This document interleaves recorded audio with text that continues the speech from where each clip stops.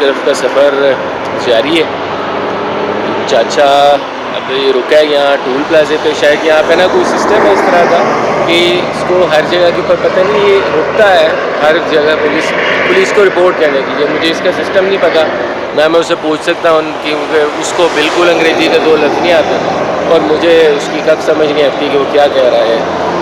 तो ये ना हर टोल प्लाजे पे रुकता है, को पुलिस को शायद दिखाने के लिए कागजात या कुछ रिपोर्ट करने के लिए, पता नहीं मुझे क्या चक्कर है। बहरहाल इस वक्त फिर रास्ते में हम रुके, ये गया है चाचा अपना वही पुलिस के या पता नहीं कस्टम्स के ऑफिस में कुछ उनको रिपोर्ट करने के लिए या कुछ को दिखाने के लिए। तो अब वो आता है तो फिर हम चलते हैं आगे। पीछे मेरे यार प्लाजे की बड़ी खूबसूरत किस्म की उन्होंने इमारत सी बनाई हुई है।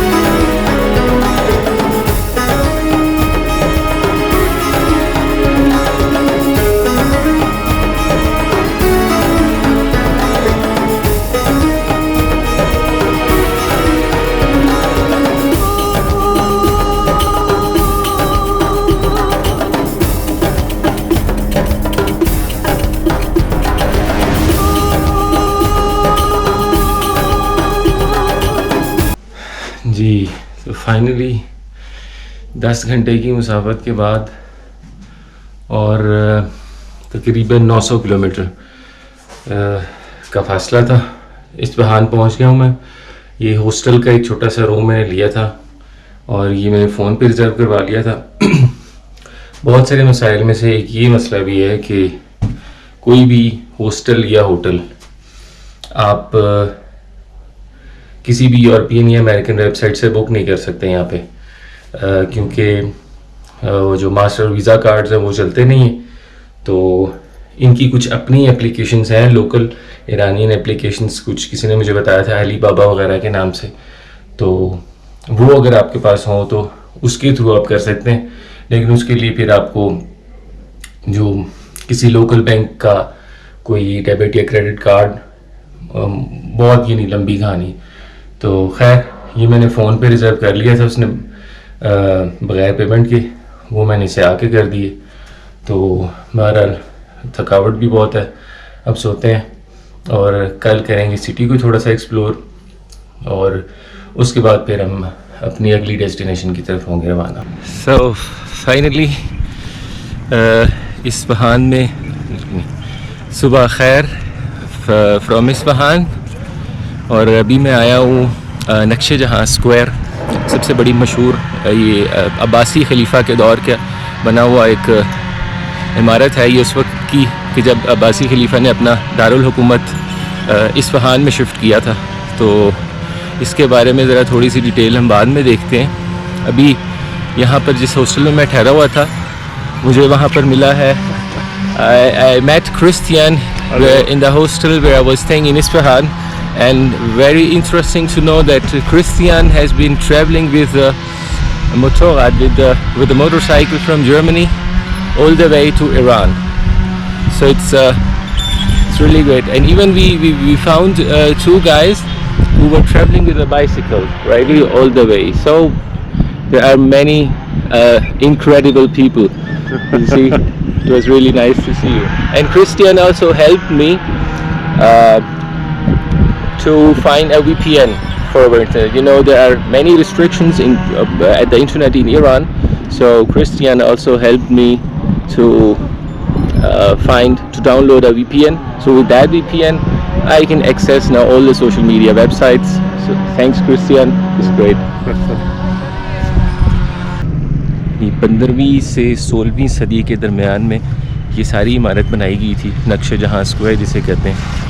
अब तो बहुत ज़्यादा क्राउडेड है, इसके इर्द गिर्द बहुत सारे बाज़ार, दुकानें, घर, बहुत सारी चीज़ें बनी हुई हैं। यानी 15वीं से 16वीं सदी के दरमियान में ये मॉन्यूमेंट बनाया गया था और अब इसको यूनेस्को की प्रोटेक्शन भी हासिल है। सो बेसिकली ये एक यूनेस्को प्रोटेक्टेड मॉन्यूमेंट है।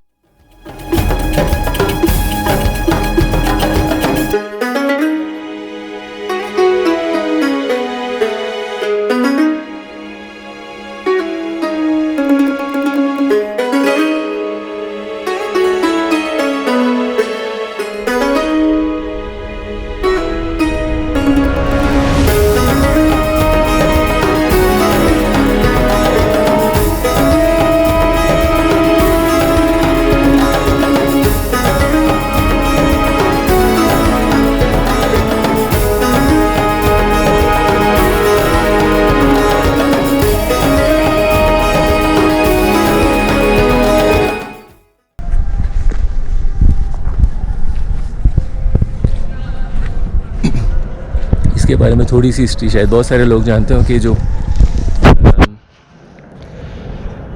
अब्बासी बुनियादी तौर पर दो खिलाफतें, दो बड़े ग्रुप खिलाफत के कायम हुए थे, चार जो खलीफा थे हज़रत अली तक के बाद में से एक बनु उमैया और एक थे बनु अब्बास। बनु उमैया हैं जो हज़रत उस्मान के डिसेंडेंट्स में से, और बनु अब्बास ये जो अब्बास वो थे हज़रत अली के डिसेंडेंट्स में से। सो वो जो फिर बनु उमैया की जब हुकूमत ख़त्म हुई बगदाद से, तो वो चले गए वो आज का जो मोरक्को और स्पेन की तरफ, जिसके बारे में बहुत सारे लोग कहते हैं, बड़ा याद करते हैं कि जी मुसलमानों की बड़ी एक शानदार दौर था। तो वो बनु उमैया ने जाके अपनी हुकूमत बनाई थी उस तरफ, और जो अब्बासियों ने आके अपनी हुकूमत बनाई ईरान के अंदर। तो ये सारी इमारतें आपको ये अब्बासी दौर की बनी हुई हैं।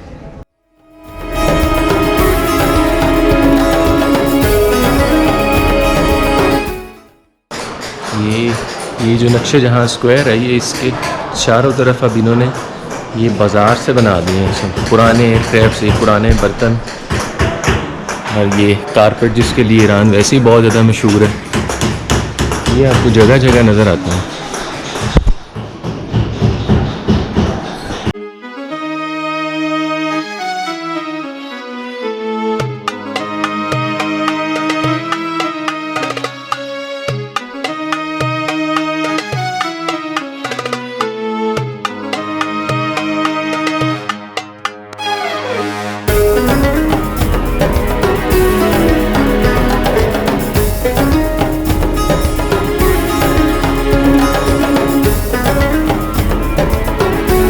नक्शे जहाँ के अंदर एक और मस्जिद, ये एक बहुत बड़ा मैदान है जिसके चारों तरफ खलीफा ने मस्जिदें बनवाई थी। अभी एक जो हमने पहले देखी है, और ये एक और दूसरी, इसका आर्किटेक्चर बहुत ही शानदार, बहुत ज़बरदस्त।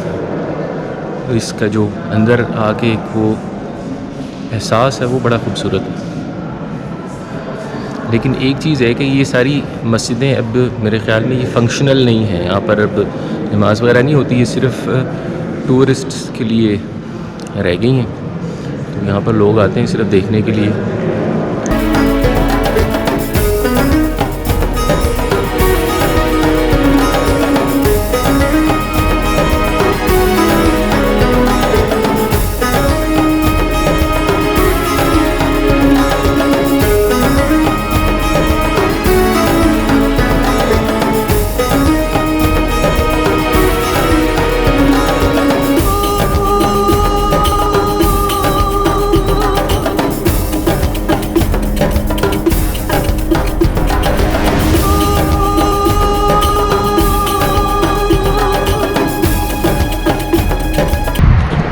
बहुत मशहूर ब्रिज, एक पुल है दरिया के ऊपर बना हुआ इस्फहान के अंदर, वहाँ पर मैं इस वक्त खड़ा हूँ। और यहाँ पे एक बड़ी मज़ेदार इंटरेस्टिंग बात ये है कि ये जो मेरे पीछे आपको ज़मीन नज़र आ रही है ना, ये दरअसल दरिया है, और ये दरिया गर्मियों में सूख जाता है, और आजकल अभी क्योंकि गर्मियाँ थी तो सर्दी आने वाली है, तो उसके बाद उसमें दोबारा पानी आ जाएगा।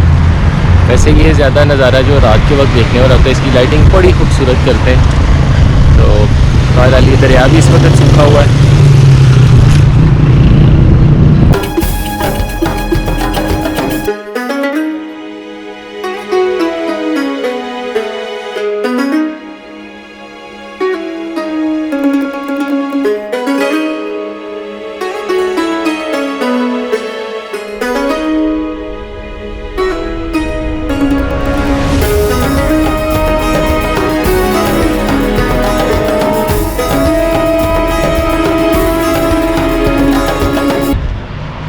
जी, तो मैं अभी तक इस्फहान में ही हूँ, और प्लान अब ये है कि इस्फहान से कोई अब मुझे चलना है ज़ाहिदान की तरफ। ज़ाहिदान एक शहर है पाकिस्तान और ईरान की बॉर्डर पे, लेकिन एक साथ में तो इतना लंबा सफ़र नहीं हो सकेगा, तो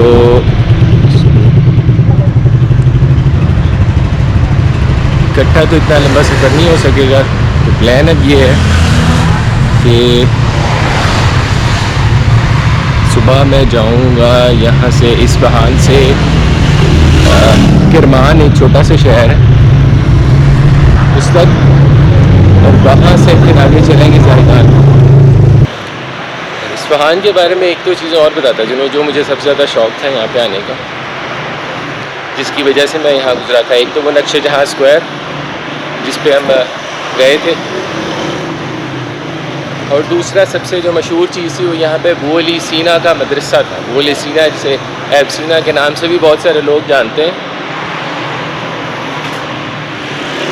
बू अली सीना जिन्होंने आँख के अंदर जो मोतिया ये झिल्ली उतर आती है उसको ठीक करने का तरीका ईजाद किया था। तो एक तरह का मेडिकल कॉलेज था इस्फहान के अंदर। यहाँ पर पूरी दुनिया से लोग आते थे आँख की एनाटॉमी पढ़ने के लिए और आँखों की बीमारियों के इलाज के लिए। और अब उनका मकबरा भी है, लेकिन वो अब इस्फहान में नहीं है, और मेरे ख्याल में इस्फहान में उसको इन्होंने प्रिजर्व भी नहीं किया।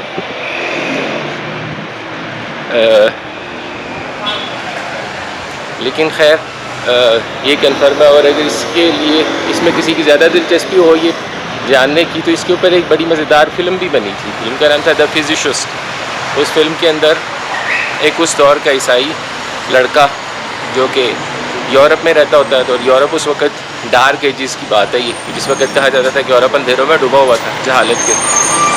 तो वो कहानी है कि वो एक लड़का, उसको पता चलता है कि एक बहुत बड़ा हकीम है, डॉक्टर को हकीम कहते हैं या उस वक़्त कहते थे, बू अली सीना के नाम से, जो कि इस्फहान में आँखों की बीमारियों का इलाज करता है। तो उसको बहुत इश्तियाक होता है, और वो इतना लंबा सफ़र करते हुए उस दौर का आता है इस्फहान।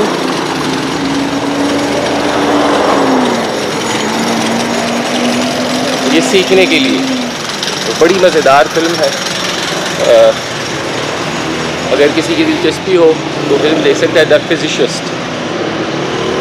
अभी यार मैं यहाँ, मुझे लगी हुई है प्यास, तो किसी भी दुकान से पानी लेना है। हाँ, एक और बहुत बड़ा प्रॉब्लम, यानी कि बहुत बड़ा प्रॉब्लम जो अभी तक मुझे नज़र आया, यार यहाँ पे लोग बड़े शहरों में भी ना अंग्रेज़ी का एक लफ्ज़ भी नहीं बोलते। कोई छोटी सी चीज़ ख़रीदने के लिए भी एक इतना बड़ा मसला बन जाता है कि आपको समझ नहीं लगती कि अब आप क्या करें। और एक और मज़े की बात, फ़ारसी और उर्दू में बहुत सारे अल्फाज मुश्तरक है, बहुत सारे, लेकिन इनका एक्सेंट इस तरह का है फ़ारसी का कि वही लफ्ज़ बोल रहे होते हैं, लेकिन आपको समझ नहीं आती कि वो क्या बोल रहे हैं। तो बहरहाल अब फ़िलहाल पानी लेना है मुझे किसी भी दुकान से। तो पानी को कहते हैं आब फ़ारसी। हम भी आब का लफ्ज़ इस्तेमाल करते हैं, लेकिन आम उर्दू में तो पानी का ही लफ्ज़ इस्तेमाल करते हैं। तो उम्मीद है कि ये आसानी से मुझे मिल जाएगा।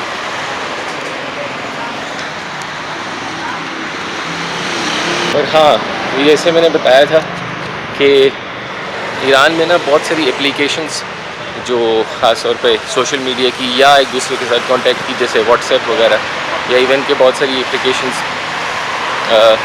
वो नहीं चलती हैं। कार्ड्स भी, मास्टर वीज़ा कार्ड भी नहीं चलते।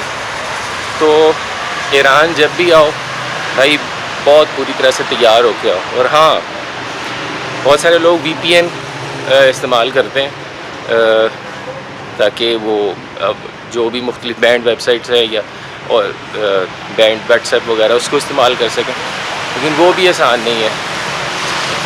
अगर आप एक दफ़ा ईरान आ गए और आप इधर के इंटरनेट से VPN डाउनलोड करने की कोशिश करेंगे, वो नहीं होगा, वो ब्लॉक हो जाएगा। तो भाई ईरान जब भी आओ पूरी तरह से तैयार हो गए, तमाम एप्लीकेशंस, VPN क्लाइंट्स, सॉफ्टवेयर इस तरह के अच्छी तरह से डाउनलोड करके तो फिर एंटर हो।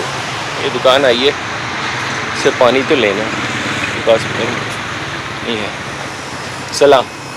आप water can I?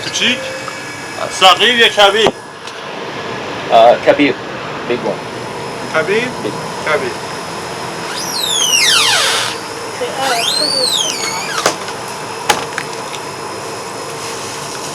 So how much? $10. So, da? ده फिर कितने होते हैं, क्या कह रही है लजना?